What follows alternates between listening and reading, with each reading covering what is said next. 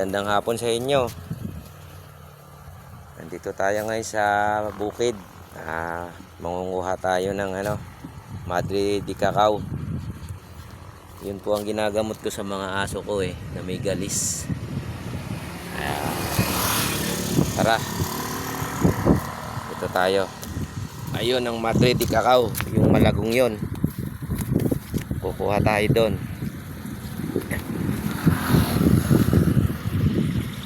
Yan. Ito ang mabisang gamot sa sa mga may galis-galis na aso. Subok ko na to.